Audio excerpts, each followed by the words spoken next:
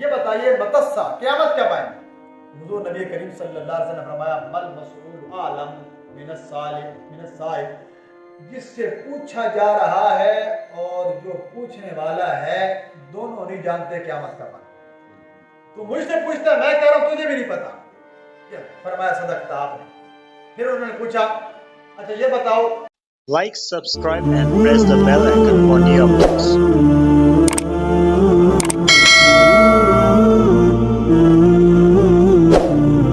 یہ شخص آیا انتہائی سفید کپڑے پہنے ہوئے، انتہائی سخت بات، سیاہ بات، جیسے کسی نبی کنگھی کی ہو صحیح۔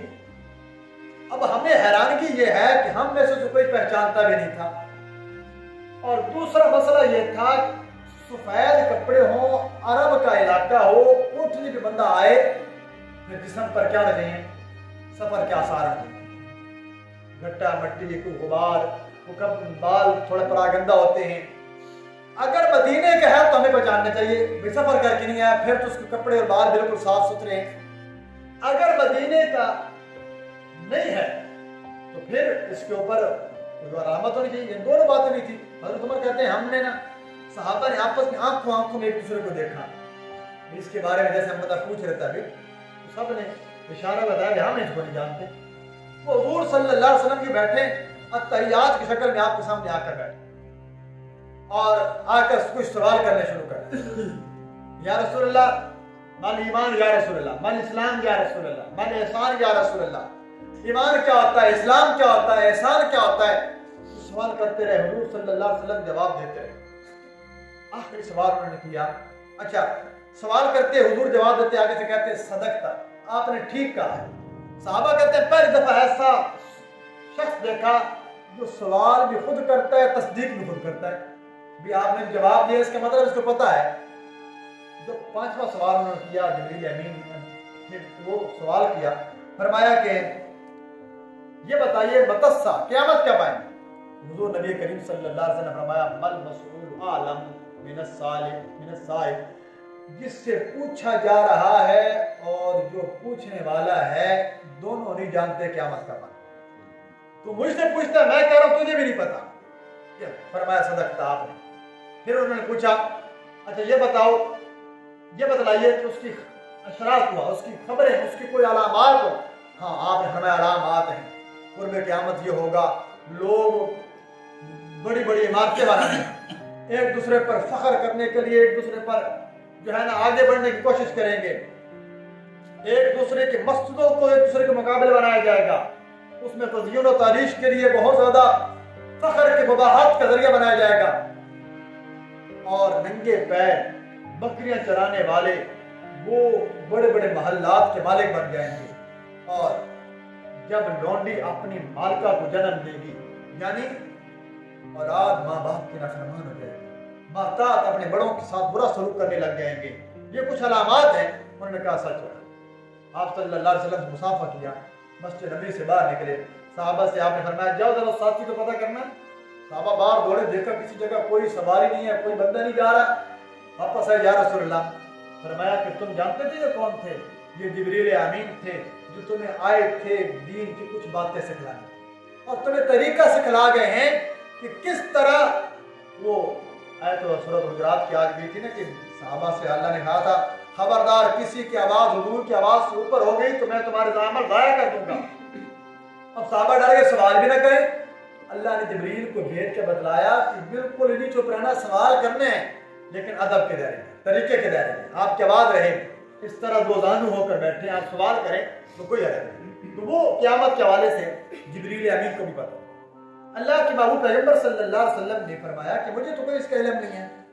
ساعہ کا لفظ جو ہے نا عربی میں کہتے ہیں ایک گھنٹے کو، یہ 7 سے 8 ایک گھنٹہ، اس کو عربی ہم بولتے ہیں ساعہ، ایک گھنٹہ گزر گیا، اور ساعہ عام اردو محاورے میں ہم بولتے ہیں ایک گھڑی کو، ایک لحظے کو، ایک ساتھ گزری ہے، کوئی سیکنڈ کا وقت گزرا ہے، اور قرآن کی اصطلاح میں ساعہ کہتے ہیں قیامت۔ اور اس کا نسبت کیا ہے، اس کی جو اپنے نام کے ساتھ مناسبت ساعہ اس لیے ہے کہ جس طرح ایک گھڑی، مثلا ابھی بیٹھے ہیں، ایک سیکنڈ ہونے میں کوئی دیر لگتی ہے؟ نہیں لگتی۔ قیامت قائم ہونے میں بھی کوئی دیر نہیں۔ بالکل یوں آئے گی. حضور فرماتے ہیں کہ آپ حیران, آپ صلی اللہ علیہ وسلم نے جو حدیث بیان کی بندہ حیران رہ جاتا ہے کہ قیامت کیا ہوگی. حدیث سنیے گا, آپ صلی اللہ علیہ وسلم فرمایا, میں میرے صحابہ میں تو نہیں بتلاؤں قیامت کس طرح اچانک آئے گی. ایک شخص دکاندار, کپڑے کا تاجر, گاہک کو کپڑے کا تھان کھول کر یوں دکھائے گا. ابھی گاہک کپڑے کا تھان خرید نہ پائے گا, آپس میں معاملہ طے نہ کر پائیں گے قیامت.